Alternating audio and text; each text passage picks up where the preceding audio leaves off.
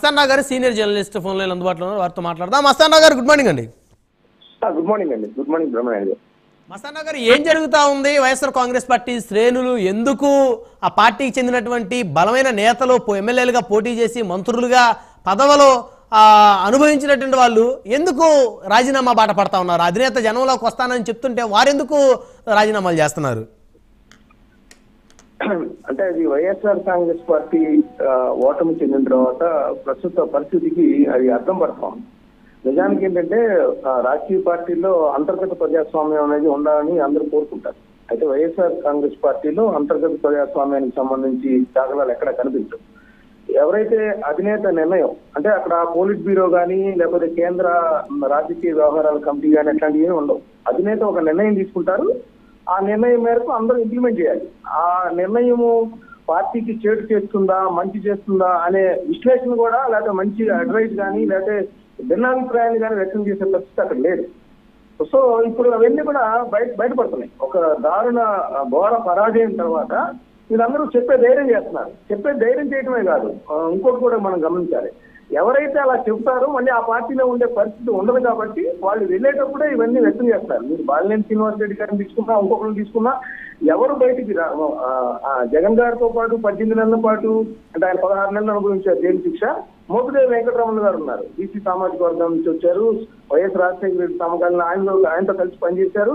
ఆయన వెళ్ళేటప్పుడు కూడా అలాంటి అభిప్రాయాన్ని వ్యక్తం చేశారు. అంటే మా అభిప్రాయాలు చెప్పే అవకాశాలు అక్కడ లేవు, వాటిని సర్దిద్దుకునే పరిస్థితి కూడా పార్టీలో లేదు, అందుకని మేము వెళ్ళిపోతున్నాం అని చెప్పేసి మోపిదేవి వెంకటరమణ గారు లాంటి వాళ్ళు చెప్పారు. మీరు గతంలో గమనించినట్టయితే కొండా సురేఖ గారు కూడా అదే అభిప్రాయంతో ఉంటారు. కొండా సురేఖ గారు కూడా తెలంగాణకు చెందిన మహిళ అయినప్పటికీ ఆమె ఎమ్మెల్యే పదవిని మంత్రి పదవిని త్యాగం చేసి వెళ్ళిపోయారు.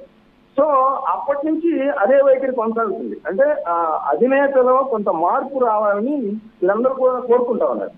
మీరు గ్రంథి శ్రీనివాస్ చేసిన వ్యాఖ్యలు తీసుకుంటే ఎంత లోతుగా ఆలోచిస్తారు అధినేత అనేది ఆయన విమర్శించారు. ఆయన మాటల్లో చెప్తాను. ఆయన ఏమంటారంటే నేను పవన్ కళ్యాణ్ లాంటి జైంట్ పర్సనాలిటీ, అంటే ఒక జనసేన అధినేత ప్రజల్లో అందులో ఒక రకంగా చెప్పాలంటే ఇప్పుడు అందరి మెప్పు పొందినప్పటికీ కూడా ఆ తూర్పు పశ్చిమ గోదావరి జిల్లాలో కాపు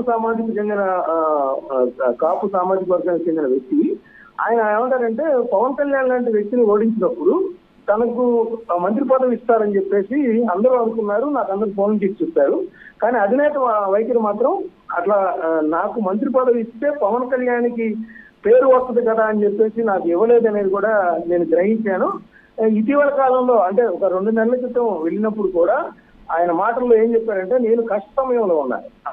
ఆయన ఇంటి మీద ఆయన వ్యాపార సంస్థల మీద ఆదాయ పన్ను అధికారులు దాడులు చేశారు. అప్పుడు ఆయన కొంత సానుభూతిని లేకపోతే అధినేత నుంచి ఒక సపోర్ట్ని మోరల్ సపోర్ట్ ని కోరుకుంటే ఆ విషయాన్ని ఎక్కడ ప్రస్తావించలేదు. ఆయన ప్రస్తావించకపోగా మీరు రానున్న కాలంలో మన పార్టీ అధికారంలోకి రావాలి, మళ్ళీ నేను ముఖ్యమంత్రి కావాలంటే మళ్ళీ ఈ రైతు పోరాటాలు కానీ లేకపోతే కరెంట్ ఛార్జీల మీద కానీ వీటన్ని సిద్ధం కండి అని చెప్తున్నారు తప్పితే నాకు కనీసం నా కష్టాన్ని కానీ ఆయన ఎక్కడ ప్రస్తావించలేదని ఆయన నిన్న కామెంట్ చెప్పారు. అదేవిధంగా మన అవంతి శ్రీనివాస్ గారు చూస్తే అవంతి శ్రీనివాస్ గారు గతంలో మంత్రిగా చేశారు, విద్యా సంస్థలు నిర్వహిస్తున్నారు, అక్కడ బలమైన వ్యక్తిగా ఉన్నారు మొత్తంశెట్టి శ్రీనివాసరావు గారు. ఆయన ఏమంటారంటే ఇంకా మనం కొంత కూటమి ప్రభుత్వానికి మనము అప్పులు ఎన్ని అప్పచెప్పాం కాబట్టి ఆర్థిక పరిస్థితి ఇలా ఉంది కాబట్టి కొంత సమయం ఇవ్వాలి, వాళ్ళకి 164 స్థానాలు ఇచ్చారు కాబట్టి ప్రజల్లో ఇంకా అట్లాంటి వ్యతిరేకత ఏం కనిపించట్లేదు. అలా ఉన్న పరిస్థితుల్లో మనము ఈ రోజు వెంటనే ప్రజల్లోకి వెళ్తే మన మీద కూడా అంత సానుకూల ఫలితాలు రావు అనేది అంటే ఆయన భావం చెప్పే పరిస్థితి పార్టీలో ఎక్కడ లేదు. సో వీళ్ళిద్దరి మాటలను విశ్లేషిస్తే అదే కనిపిస్తా ఉంది. ఇంకొకటి ఇప్పుడు అసలు జగన్మోహన్ రెడ్డి గారు ఏంటంటే ఇదంతా తొందరపడటానికి ఏంటంటే జమిలీ ఎన్నికలు రాబోతున్నాయి అనేది కూడా ఆయనలో కొంత ఉత్సాహం. అంటే అధికారం పూర్తిగా నేను 5 ఏళ్ళు దూరంగా ఉండే పరిస్థితి కాదు, 3 ఏళ్లకే నేను మళ్ళీ ఏదో ఒక విధంగా అధికారంలో రావడానికి ప్రయత్నం చేస్తానంటే ఆయనకు కాన్ఫిడెన్స్ వచ్చేసింది జమిలీ ఎన్నికలు వస్తాయనేటువంటి తరుణంలో. ఇప్పుడే కాదండి, ఆయన ఫస్ట్ ప్రెస్ మీట్ లో రియాక్ట్ అయినప్పుడు ఒక కామెంట్ చేశారు. అది కొంత చాలా చర్చనీయాంశం అయింది, కొంత హాస్యాస్పదంగా కూడా ఉందని చెప్పేసి అంటారు. ఏమంటే 5 సంవత్సరాలు కళ్ళు మూసుకుంటే మళ్ళీ మనం వచ్చేస్తామని. 5 సంవత్సరాలు కలుముకుంటే 5 సంవత్సరాలు అనేది ఒక రాజకీయ నాయకుడికి చాలా పెద్ద సమయం అన్నమాట. ఒక 5 సంవత్సరాల పాటు ఆయన ఆ నియోజకవర్గంలో, ఆ పార్లమెంట్ నియోజకవర్గంలో, అసెంబ్లీ నియోజకవర్గంలో ప్రజలందరినీ, కార్యకర్తల్ని కాపాడుకోవాలంటే చాలా ఖర్చులతో, ఆర్థికంగా ఉంటుంది. కేసులు పరంగా చూసుకుంటే అక్కడ 10 మంది నాయకులు పుట్టకొస్తారు ఆ నాయకుడికి వ్యతిరేకంగా. రాజకీయాలు అట్లా ఉండదు కదా సార్. మీకు విజయసాయిరెడ్డి గారి మాటల్లో కూడా చెప్పాలంటే జమిలీ ఎన్నికలు వచ్చేస్తున్నాయి, మనం వచ్చేస్తాం, మీరందరూ రెడీగా ఉండండి అంటున్నారు. అయితే వాళ్ళందరూ ఏమంటారంటే, నాయకులందరూ అంటుంది అంటే, మీరు గత 5 సంవత్సరాలుగా ఉన్న కాలంలో మమ్మల్ని అందరినీ విస్మరించారు, మా కార్యకర్తలను విస్మరించారు, ఎవరైతే చిన్న చిన్న కాంట్రాక్ట్ పనులు చేస్తున్నారో వాళ్ళందరికీ బిల్లులు ఇవ్వలేదు, ఆర్థికంగా దెబ్బతిని ఉన్నాము, 10 సంవత్సరాల పాటు త్యాగాలు చేసినప్పుడు మీరు పట్టించుకోని వాళ్ళు ఈ రోజు గుడ్ బుక్ పెట్టి, గుడ్ బుక్ పేరుతో మేము రాసుకుంటాం, మీ త్యాగాలు రాసుకుంటాం, మీ యొక్క పనితీరు రాసుకుంటాము, అప్పుడు మీకు ప్రాధాన్యత ఇస్తామంటే మా ఈ 10 ఏళ్ళు నష్టపోయిన దానికి ఎవరు? పైగా ఇప్పుడు అన్ని కూడా ఈ సోషల్ మీడియాకి సంబంధించి కేసులు పెడుతున్నారు, వాళ్ళకి సంబంధించి న్యాయ సహాయం అందించడంలో కూడా ఒక జాప్యం జరుగుతుంది. ఇంకొకటి, మీరందరూ కూడా గతంలో వాలంటీర్లను నమ్ముకున్నారు, మమ్మల్ని అందరినీ విస్మరించారు. ఇప్పుడు ఓటమి వచ్చిన తర్వాత మీ భయాందోళనలు గుర్తించి మా కార్యకర్తలతో మమేకమవుతున్నాం అనే కొత్త స్లోగన్ తీసుకున్నారు. ఇప్పుడు ఒకటి బ్రహ్మనాయుడు గారు, జగన్ గారు చూస్తే గత 5 సంవత్సరాల కాలంలో 2,73,000 కోట్లు డైరెక్ట్ గా బెనిఫిట్ చేశారు, ప్రజలందరికీ కూడా ఇంటింటికి వెళ్ళిందన్నారు. అది పనిచేయలేదు ఎన్నికల్లో. ఐపాక్ ప్రత్యేక వ్యూహాలు పనిచేయండి, అవేవి పనిచేయలేదు. అదేవిధంగా గడప గడప మన ప్రభుత్వం అని ప్రతి ఎమ్మెల్యేని ప్రతి ఇంటికి పంపించారు, అది పనిచేయలేదు. ఒక్క ఛాన్స్ అన్నారు, ఒక్క ఛాన్స్ అని అధికారంలోకి వచ్చిన తర్వాత ప్రజలందరూ కూడా దాన్ని తీసుకున్నారు, అది కూడా గడిచిపోతుంది. ఆ ఒక్క ఛాన్స్ మేరకు ఈయన పనిచేయలేనిది పనిచేయండి. అదన్నిటి సారాంశమే 151 స్థానాల నుంచి 11 స్థానానికి పడిపోయింది. అంటే ఇప్పుడు ఫైనల్ గా ఒక అంశం చెప్పండి మస్తాన్ రావు గారు, ఇప్పుడు ఇంకా నేతలు రాజీనామాల బాట ఇంకా పట్టే అవకాశం ఉందా? ఇప్పటికే దాదాపు 20-25% బలమైనటువంటి నేతలు వెళ్ళిపోయారు. సో ఇలాంటి పరిస్థితి ఇంకా కొనసాగుద్దా, లేకపోతే ఇప్పటికైనా జగన్మోహన్ రెడ్డి గారు ముందు అసలు ఇన్ఛార్జీలు అందరిని పిలిపించుకొని వారిని బుజ్జగించుకొని వారిని పార్టీలో ఉండే ప్రయత్నం చేసుకోగలుగుతారా?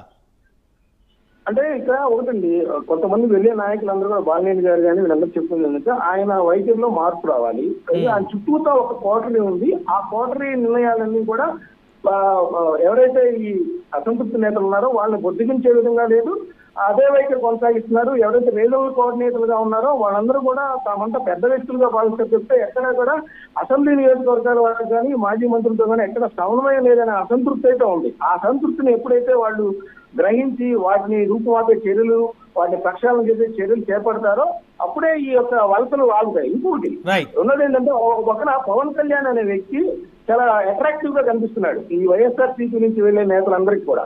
సో అందువల్ల అందరూ కూడా జనసేన వైపు పవన్ కళ్యాణ్ ప్రస్తుతం గత 6 నెలల కాలంలో డిప్యూటీ ముఖ్యమంత్రి గారికి పనిచేస్తున్న తీరు కూడా వాళ్ళని అట్రాక్ట్ చేస్తుంది. సో ఇవన్నీ కూడా కలగలిపి వైఎస్ఆర్సీపీని బలహీనపరుస్తూ వాళ్ళందరూ నాయకులందరూ కూడా బయటకు వెళ్లేందుకు ఇవన్నీ కూడా కారణాలుగా మనం. రైట్ ధన్యవాదాలు మస్తాన్ రావు గారు ఫోన్ లైన్ అందుబాటులోకి వచ్చినందుకు. రైట్, ఇకపోతే మనతోటి వైఎస్ఆర్ కాంగ్రెస్ పార్టీ సీనియర్ నాయకులు, రాష్ట్ర అధికార ప్రతినిధి కొమ్మూరు కనకారావు గారు ఉన్నారు. కనకారావు గారితో మాట్లాడదాం. కనకారావు గారు గుడ్ మార్నింగ్ అండి. Good morning sir. ఏంటి కనకారావు గారు, జనంలోకి జగన్మోహన్ రెడ్డి గారు వెళ్ళాలని నిర్ణయం తీసుకున్న తర్వాత మళ్ళీ వికెట్లు టప్పా టప్పా